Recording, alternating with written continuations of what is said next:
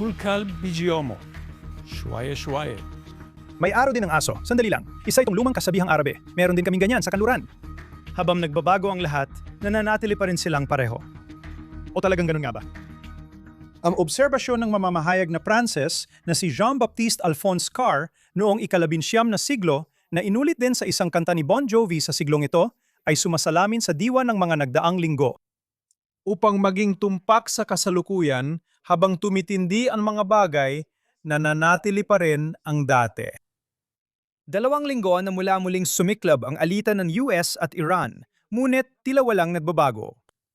Sa totoo, sinusubukan lang ng bawat panig makita kung sino ang mas tatagal.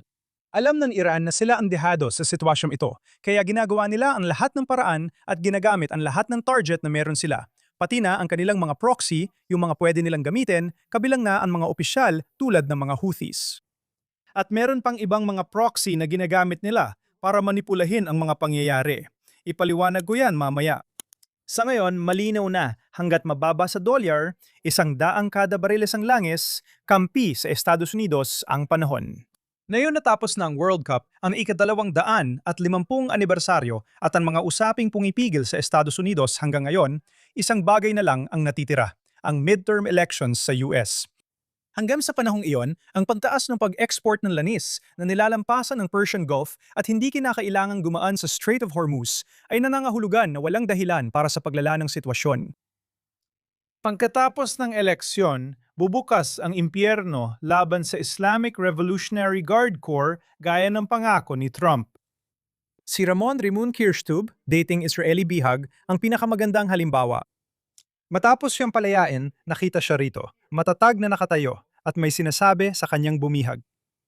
Na yung linggo, pinatay na siya ng Israel. At sa isang panayam, ibinunyad ni Rimon kung ano ang sinabi niya sa kanya noong sandaling yon. Kullu kalbi yumu shwaya. Bawat aso ay may araw din, dahan-dahan lang. Iyan ang estratehiya na yon laban sa Iran at mga proxy nito. Imbes na isang malaking pag-atake na pwedeng magdulot ng digmaan, pinili ng Estados Unidos ang estratehiya ng unti-unting pagpapahina sa mga piling target para pilitin ang Iran sa negosasyon matapos maneutralize ang pinakamalalakas itong asset sa lupa at dagat. Plano ng Estados Unidos na gamitin ang 60 araw para linisin ang Strait of Hormuz at pagkatapos mula sa posisyon ng ganap na kapangyarihan makuha ang permanenteng kasunduan sa usaping nuclear. Habang nakaluhod ang Tehran, ipapataw ang tunay na mabibigat na kondisyon sa pagbuwag ng uranium. Kung hindi dumalo ang Iran sa negosasyon, tuloy ang mga pag-atake. Samantala, isang bagay ang naging malinaw. Ito ay digmaan ng Amerika. Palaging target sila ng Iran at Islamista. Para sa kanila, sila ang tinaguriang dakilang Satanas. Tinawag nilang maliit na Satanas ang Israel dahil humahadlang ito sa layunin ng mga Islamista na sakupin ang gitnang silangan. Ngayon, ito na ang totoong labanan na nagaganap.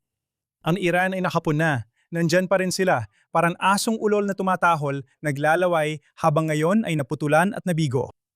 Nagbabanta ang Estados Unidos na pakawalan ng tunay na banta at gamitin ng Israel laban sa Iran kung hindi sila magpipigil. Hanggang ngayon, kailangan naming maghintay sa Lebanon, Gaza at Iran dahil ang Estados Unidos pa rin ang nasusunod. Kaya ang Iran, tulad ng nabanggit ko, ay ginagamit lahat ng opsyon. Inuudyukan ng mga Houthi na magbantang naharanin ang Red Sea at inuutos sa Hezbollah na guluhin ang resolusyon ng tensyon sa Lebanon sa pamamagitan ng paghina ng mga pagsisikap sa pagdidisarma simula ngayong weekend. At pagkatapos, meron ding tinatawag kong mga proxy na tau-tauhan tulad ni J.D. Vance. Bagsak siya sa negosasyon sa Memorandum of Understanding dahil agad siyang naniwala sa mga Islamikong kaalyado ng Iran, Qatar at Pakistan at hindi niya lubos na naintindihan kung paano gumagana ang Islamikong panlilinlang. Sa podcast ni Joe Rogan noong nakaraang linggo, hindi nabagit ni Vance ang totoong problemang sumira sa Memorandum of Understanding. Hindi ang Iran ang nagpapawalang halaga at lumalabag sa mga kondisyon at hindi rin ito tungkol sa sinabi ni Trump. Ito ay, humanda ka na. Ito na ang mga Hudyo, syempre. Muli niyong binatikos ang mga Hudyo. Inaakusahan silang may planong pinundohan ng Israel para sirain ang negosasyon niya sa Iran.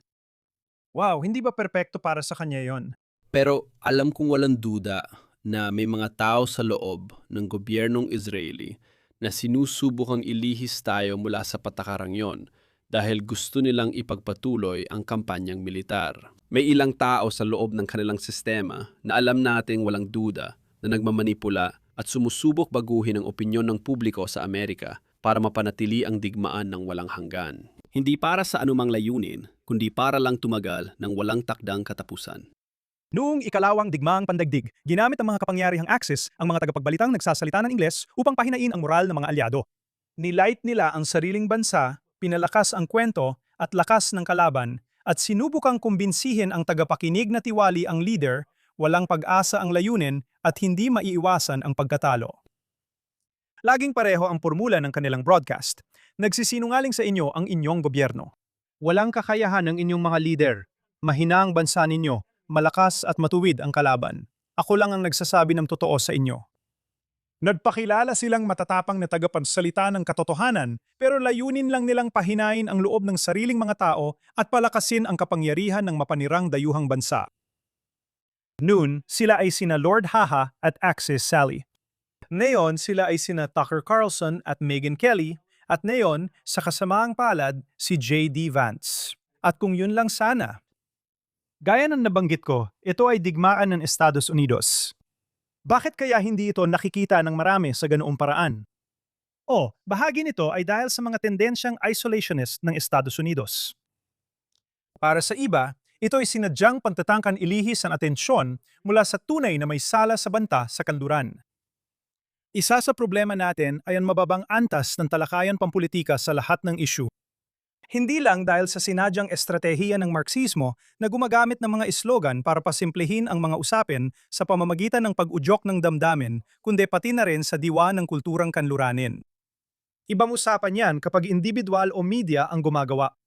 Kapag ginagawang sobrang simple ng mga politiko ang komplikadong issue, may problema ang lipunan. Di gaya ng real politics sa Europa na tanggap ang sinisismo at komplikasyon, madalas gawing payap ng mga Amerikano ang pandigdigang issue at inilalarawan ito bilang moral na labanan ng mabuti at masama. Kung hindi bagay ang mga karakter sa kwento, hindi na lang pinapansin ang mga hindi tugmang bahagi. Ito ang tinatawag kong Hollywoodisasyon ng diplomasya, kung paano nilalapitan ng mga lider at media sa kanluran ang mga issue. Lalong totoo ito kapag pinag-uusapan ang mga komplikasyon ng gitnang silangan.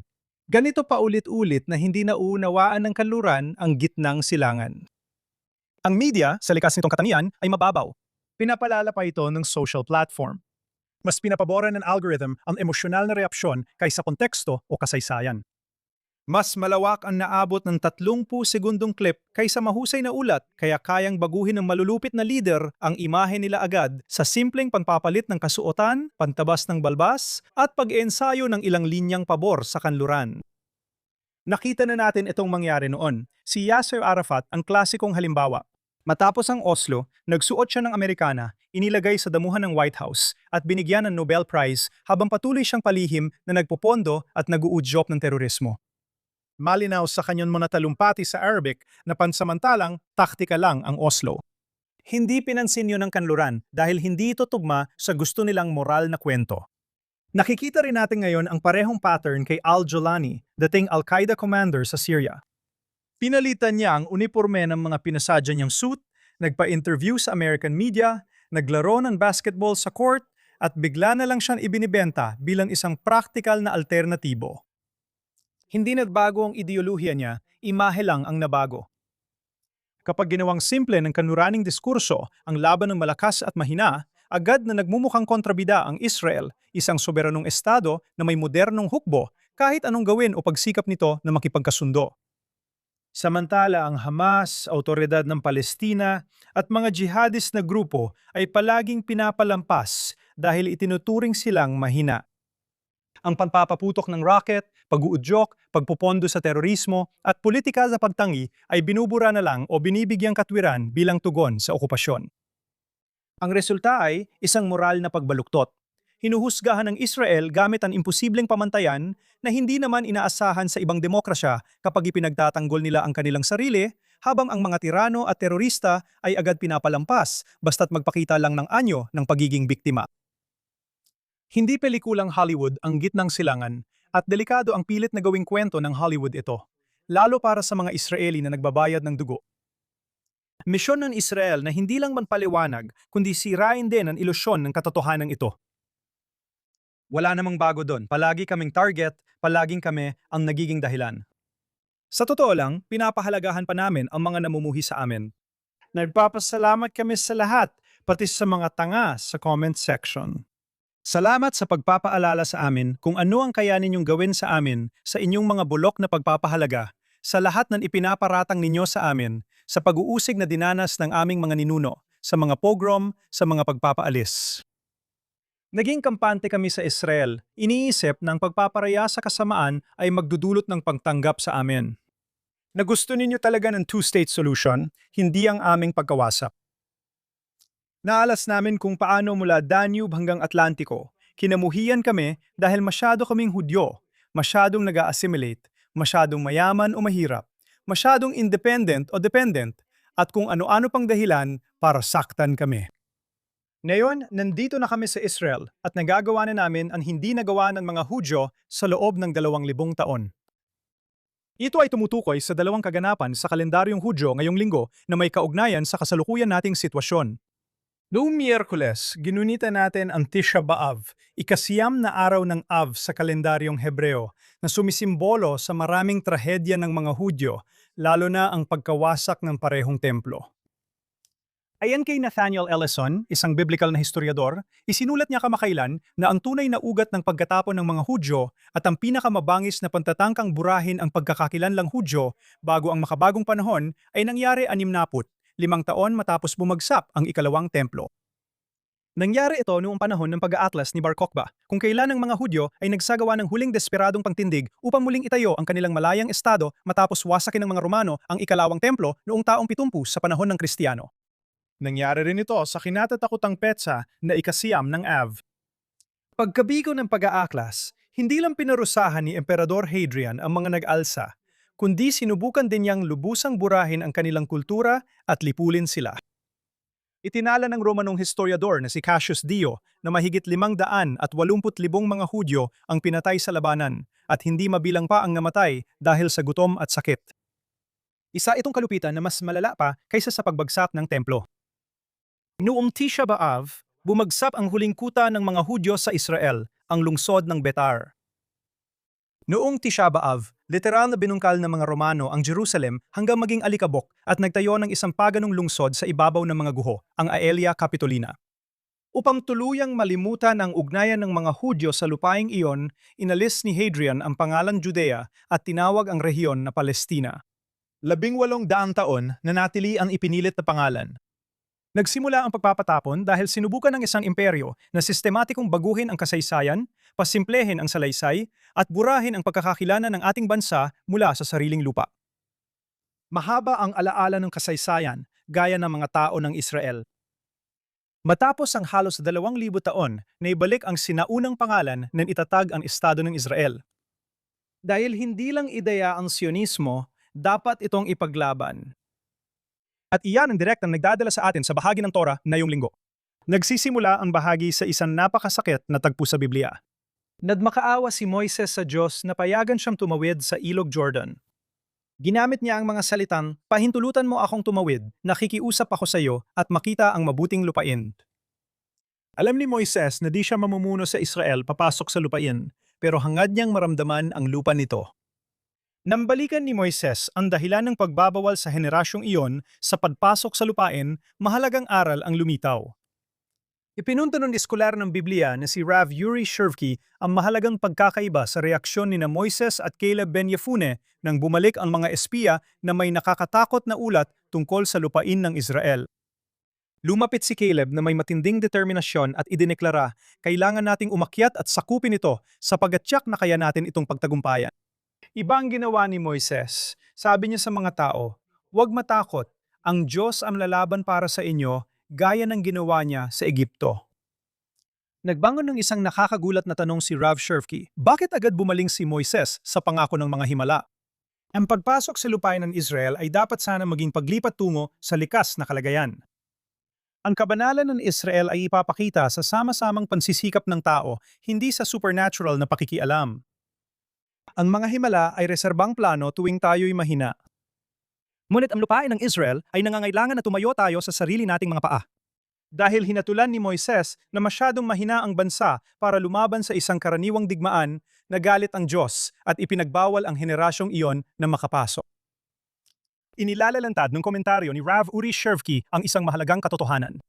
Ang lupain ng Israel ay hindi isang mistikong regalong himala mula sa langit. Ito ay isang realidad na kailangang ipaglaban, panatilihin sa pamamagitan ng pangkilos ng tao, kalikasan at tapang. Sa pamamagitan ng paghahambing sa maagap na paninindigan ni Caleb, kailangan nating umakyat at sakupin ito. Kumpara sa pag-asa ni Moises sa patikialam ng Diyos, siya ang lalaban para sa inyo. Ipinapakita ito ni Rav Shevki. Ang tunay na layunin ng mga Hudyo ay iwan ang disyerto ng pag-asa sa iba at pumasok sa panahon ng pananagutan para sa sariling kapalaran. Ito ang pinakapuso ng Sionismo, ang eksaktong sagot sa pagtatangkang burahin tayo ni Emperador Hadrian ng Roma noong Tisha B'Av. Naniniwala si Hadrian na sa pag-aararo at pagpapalit ng pangalan ng Jerusalem sa Palestina, mawawala ang kasaysayan ng mga Hudyo. Sa 1800 taon ng pagkakatapon, nabluksa tayo ng dasal at naghintay ng himala. Ang Sionismo ngayon ay ang panahon na isinabuhay ng mga Hudyo ang diwa ni Caleb. Naisip natin na hindi makakamtan ang lupain ng Israel sa paghihintay na mahati ang mga dagat. Makakamtan natin ito kung magsisikap tayong ibalik, itayo, at patunayan na karapat-dapat tayong manirahan dito sa pamamagitan ng sariling gawa, sakripisyo at soberanya. Karapat-dapat tayo kapag ipinaglaban natin ito. Isang bansang aktibong hinuhubog ang kapalaran, ipinaglalaban ng lupa at matatag na naninindigan sa harap ng kasaysayan. Iyan ang bansang di kailanman mabubura. Ako si Daniel Seaman. Maraming salamat sa pansama sa akin dito sa JNS TV sa Jerusalem, Israel. Shabbat Shalom at magkikita tayo muli sa susunod na linggo.